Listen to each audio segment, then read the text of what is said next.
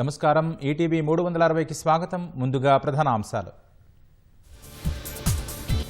భారత ప్రతీకార దాడులతో బెంబేలెత్తుతున్న పాకిస్తాన్, లాహోర్ క్షిపణి వ్యవస్థను నిర్వీర్యం చేసిన సైన్యం.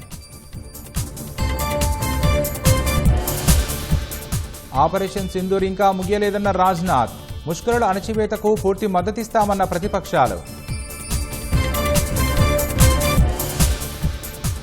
ఎల్ఓసీ సరిహద్దుల్లో అప్రమత్త చర్యలు చేపట్టిన భారత్, 27 విమానాశ్రయాలు మూసివేత, త్రివిధ దళాలు సంసిద్ధం.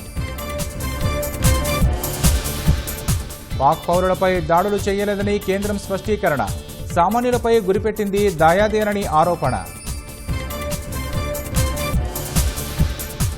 పాక్లో ఉగ్రవాదులు లేరన్న దాయాది వాదనలో పసలేదన్న కేంద్రం, అన్ని ఆధారాలను ఐరాసకు సమర్పించినట్లు స్పష్టీకరణ. భారత్ సహనానికి పరీక్ష పెట్టొద్దన్న రేవంత్ రెడ్డి, సైనికులకు సంఘీభావంగా హైదరాబాద్లో భారీ ర్యాలీ. హైడ్రా అంటే కూల్చడం కాదు, కాపాడడం అన్న సీఎం, సికింద్రాబాద్ బుద్ధభవన్లో హైడ్రా పోలీస్ స్టేషన్ ప్రారంభం. తెలంగాణ ఛత్తీస్గఢ్ ఎదురుకాల్పుల్లో 8 మంది మావోలు హతం, వాజేడులో ఐఈడీ పేలి గ్రేహౌండ్స్ బలగాల్లో 3 మృతి.